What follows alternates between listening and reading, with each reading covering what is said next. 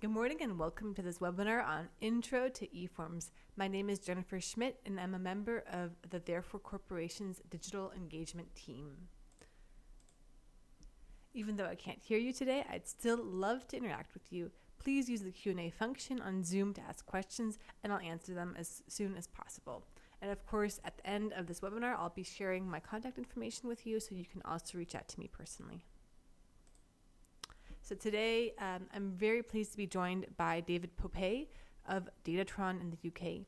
Datatron is one of our most trusted partners. They've been working with Therefore for nearly 20 years. They started back when it was called ADOS, and they are real experts in using Therefore to solve customers' issues, help them bring productivity, efficiency, and help with many different business processes, including compliance. So thank you so much, David, for being here today. And we are so interested and pleased that you have decided to share your story and your experience with us. Just a quick agenda. What are we going to be talking about today? First, I'll give you a brief introduction to what Therefore eForms are, the benefits of using eForms, and then I'll hand it over to David, who will really show a very relevant and exciting use case about how the NHS was able to use eForms to help them with compliance. They actually started using eForms for pregnancy risk assessment. So it's a really interesting, compelling case. And then finally, I'll just very briefly wrap it up. So what are eForms? eForms are electronic forms. They are versatile, mobile-friendly, dynamic forms that can be used for all kinds of business processes within or outside of the company. They're easily configured using drag and drop, which is our eForm builder, and they can be further enhanced using HTML, CSS, and JavaScript. So this means they are very easy to learn. You really just need drag and drop to configure a simple eForm, but if you like, you can really improve the complexity and through using CSS and JavaScript. Most importantly, or most excitingly, they are free with Therefore. So they are included at no additional cost in all Therefore versions, and they can be even used by users outside of the company who do not have a Therefore user account. So this means you can use eForms to collect information from people who don't actually use Therefore themselves. This means that you can really widen the scope of how you get information into the company. And of course, once the information is in Therefore, you have the full range of Therefore features. Previously, I mentioned they're available for internal and external users. So what does that actually mean? Internal users are users who have a Therefore account. They are inside the company. And external users are users outside of the company who do not have a Therefore account. So this means that you could use eForms to get feedback, to use job applications, to use a contact form. You can embed eForms on a website. So you could use an eForm as a contact form on your website, as an order form on a website. So the possibilities really are endless. And of course, for internal users, you could really specify who has access using the full range of Therefore security features. And you could use it to manage HR processes like timesheets, vacation leave requests, medical leave requests, or even pregnancy risk, as we'll see with David. So the possibilities are so wide-ranging, and we're sure that there is a use case for every business out there. Once the information is saved to an eForm, the eForm data is then saved in Therefore, where you have complete access to all Therefore features. This means that you can link an eForm to a workflow to ensure that the information from the eForm is processed in an efficient and timely manner. So an example could be if you have an eForm for users to request vacation leave, you could have a workflow afterwards that routes it to the appropriate managers to approve or reject that vacation leave request. This means that you can really have an end-to-end solution with eForms to ensure complete traceability and accuracy in the way that the data is treated. In sum, there are just so many benefits to using eForms. Price and cost saving, like I mentioned, it's free with Therefore. So if you've got a Therefore system, you have the eForms. You also can save on processing and storage costs through electronic storage and workflows. Communication, so with eForms, you can easily reach your audience and collect information accurately and efficiently. Customization, You've got a lot of customization options for eForms. You can change the look and feel to match your company branding, so you can change the colors and fonts of the eForms, but you can even customize types of questions and the response that the eForm gives you using the built-in eForm tools or using scripting with CSS and JavaScript. And finally, eForms are as secure as you need them to be. So you can have the eForms be restricted, who can access them based on security settings, and therefore you can loosen it up and make your eForms available to the wider public. So depending on what you need, the right type of security settings are available to you. Yeah, don't take my word for it. I'm joined today by David Popay, and David is going to tell us about his experience using eForms for the NHS. Thank you, David. Thank you very much, Jennifer.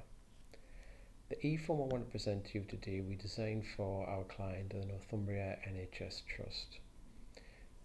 The NHS Trust have been one of our customers for about 18 months now, and that journey started with the creation of a HR case file system within there for new employees.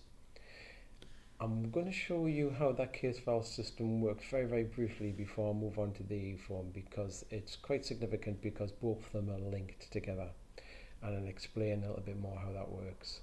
The eForm itself was created to address a pregnancy risk assessment process within the trust. The pregnancy risk assessment is a process whereby previously it was done on paper. A manager would fill out a paper form, do an assessment in the presence of the employee, and depending on what the outcome was, they made choices on how that employee's employment would go forward during the pregnancy to ensure the safeguarding of both the mother and the child. What the trust wanted to do was to move that form into an electronic process, so they had a full audit trail of that event and recorded all the information from that. A pregnancy assessment can span quite a long time. It follows right through pregnancy, into breastfeeding, and then should that person decide to have more children within a time scale, then that assessment will continue on. So you can imagine that assessment potentially has the form to span quite a few years. What we did was we linked the form with the case file. And if we go into Navigator, I've got the Navigator view open at the minute, and click on HR personnel files. This is an example of how the case file system works. And in this example, I've got 4 case files. That's broken down into categories or sections, if you like. And within those, you've got keyword lists for documents. At the bottom there, you'll see risk assessments, and that's where the pregnancy risk assessment document is deposited at the end of the process. So what does that look like? Now, for the managers, previously they would have accessed that form as a PDF on the trust intranet. What we've done now is change that to a URL. And if I double click on the URL, it takes you directly to the form. The form is quite comprehensive. I think there's about 140 questions in total. And depending on the answers to the questions, then it directs you to action that should be taken. The form is used by the manager and also by occupational health, and also has an interaction from the employee. But the clever bit is it's intrinsically linked to the case file. So if I start off this form by typing in a assignment number or employee payroll number for a particular employee, so I'm doing a pregnancy risk assessment on David Popay. That pulled down my correct name, correct email address, correct job title and department that I work for. This particular client don't use the date of birth as a lookup field. That was their choice, so I'll just type that bit in manually. So the form we've designed with drop down boxes, radio buttons, and also the important metadata is linked to the case file as well. I'll just start to fill out this form and walk you through how those questions are answered and how the information's filled in. Okay, and we'll pick a directorate for that and a base. has worked. And line manager is going to be Rob Grange in this instant. Now, again, because it's linked, we've also got the correct metadata for the manager who's filling out the form. So that's pull back the email address and the correct name for the manager who's filling out the form at the time. Now, this is quite important because the eForm follows a workflow process, so we must ensure that it's actually going to the right people and that the responses are coming back to the right people as well. And being able to link it to the case file ensures that we're copying across the most up-to-date information for that person. If I put in a few more details at this point, then I'm just going to whiz through this form as quick as I possibly can. Pregnancy initial assessment. So we've got the choice of selecting at what stage we are with the assessment. I'm ticking that as being the initial assessment in this instance. Whizzing through the form, I'm just going to answer no to all of these questions. And you'll notice that on some of them you've got the option to hide or reveal an extra comments box. So if I show you that there, discussions and agreed actions, if there's none and I click that, you'll see that comments box is just wound up. That really streamlines the end PDF document, so you don't have a lot of additional boxes on that you don't need in that process. What I'm also going to do is deliberately leave out the answers to some of these questions.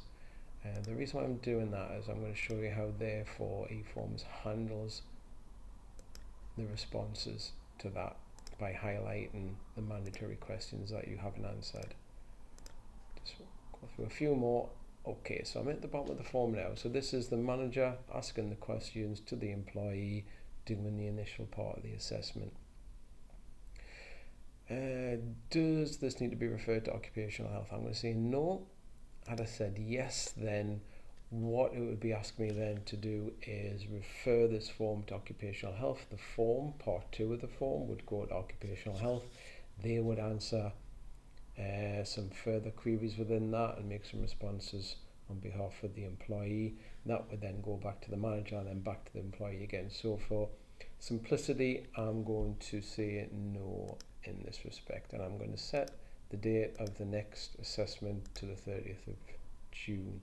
Now what will happen is both the manager and the employee will get a reminder of their next appointment, again utilising the workflow within therefore to do that.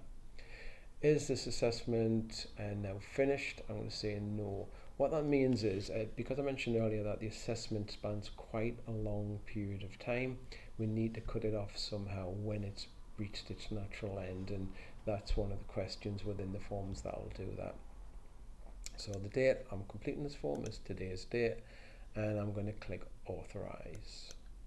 So there we go, it's brought up a red box at the very top of the form and highlighted 3 questions, mandatory questions that I didn't answer.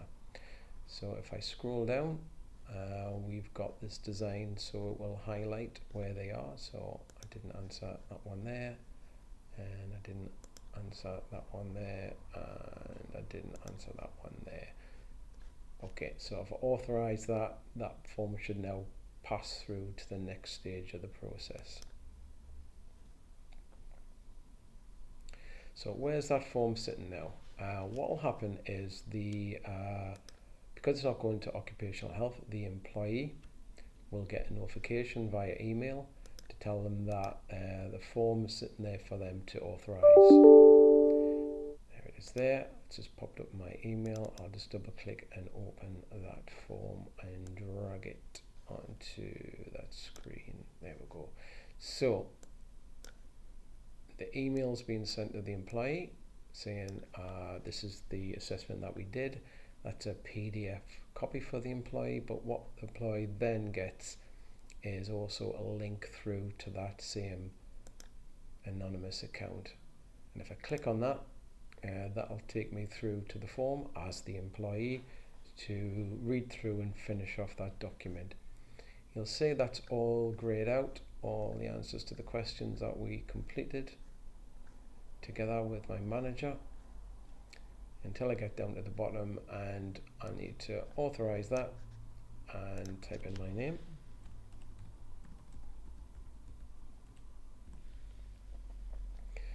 And authorize that for today and click OK on that. So I don't need to have access to Therefore to do that.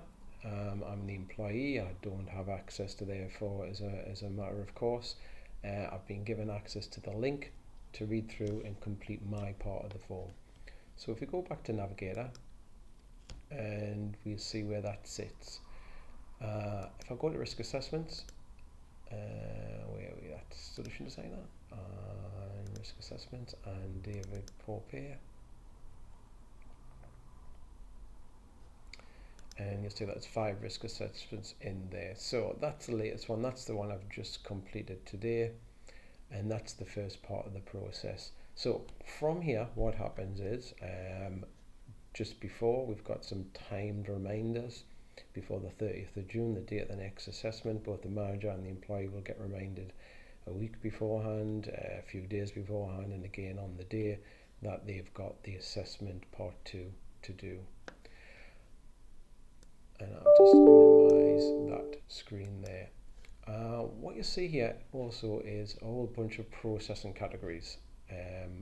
What these processing categories do is collect the data that's been filled in by the form and push it around Therefore. Now, you wouldn't have all the information, all the index fields that are required for an eForm within the category. Just within the case file category, we've got these 1, 2, 3, 4, 5 basic index fields which allow us to search for and find the particular employee.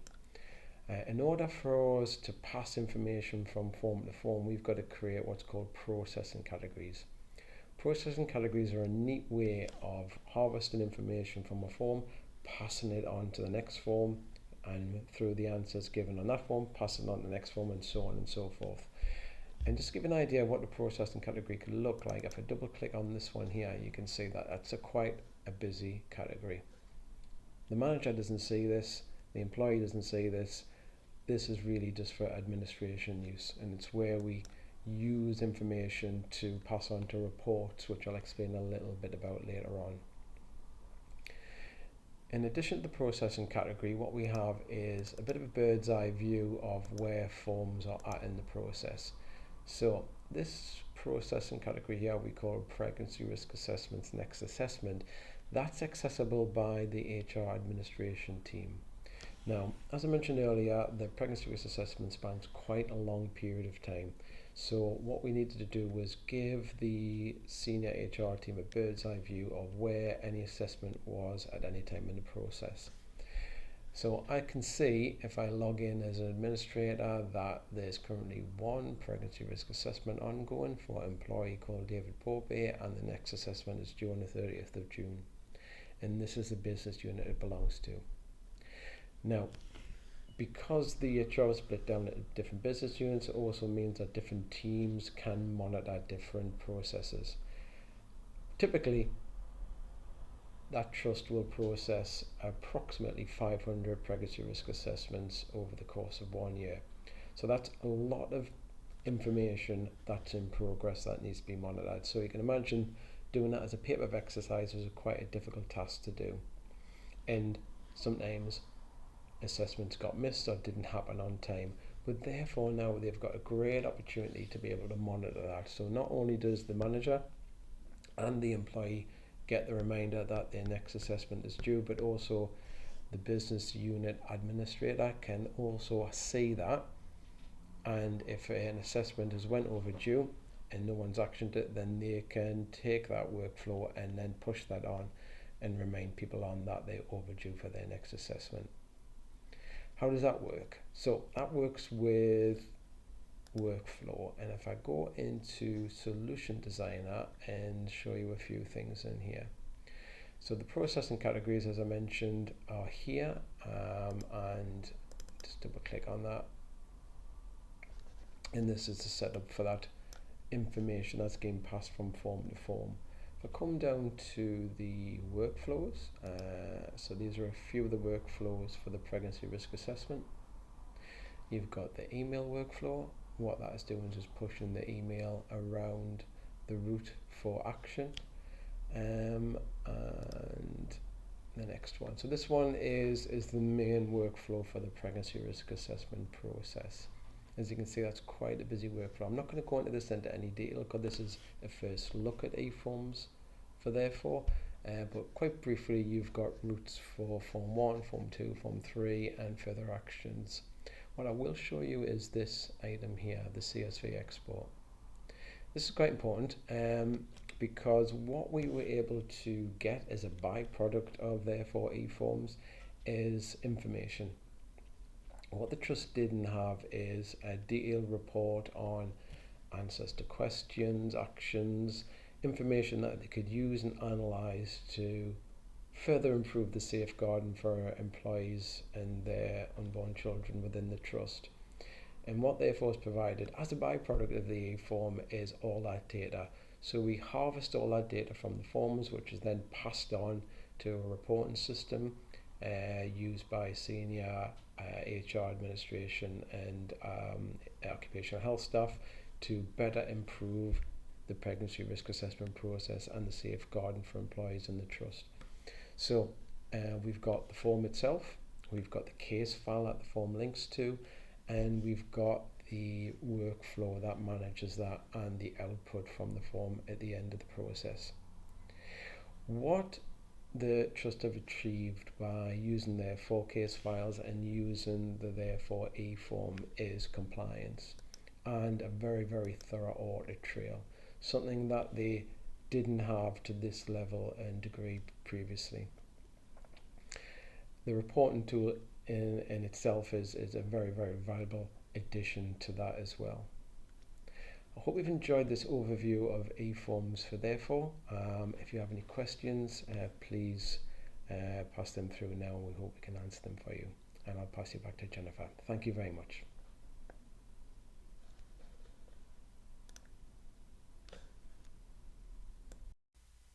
Thank you, David, for that really interesting and exciting presentation. I'm sure that we'll get a lot of questions about the solution, about the benefits that NHS was able to experience, and also about the nitty-gritty on how this was configured. If you are interested in learning more about the technical specifications, we do have a second webinar planned in June, so stay tuned for that. In the meantime, if you are a Canon or Canon partner and you're interested in improving your technical skills, please check out our e-learning. We have got lots of new e-learning courses available, including one on eForms, refresher training, which covers the new features and there for 2022, as well as advanced workflow courses, including Workflow 2, which has a lot of really great scripting. So please go ahead, sign up for those, and let me know what you think. Yeah, so in particular, I want to put your attention to eForms 1 because that one is really all about eForms, and it also shows you how you can use eForm macros to populate a workflow so that you can really get information from eForm and then use it to send out emails or custom links. So it's really great, it's good stuff. And that brings me to the conclusion of today's webinar. So once again, please reach out to me, Jennifer, or my team, media@therefore.net. And we're really looking forward to hearing from you. Check out our refresher training, the extranet support portal for more information about Therefore, and stay tuned for part 2, which is coming next month. Thanks so much. Bye.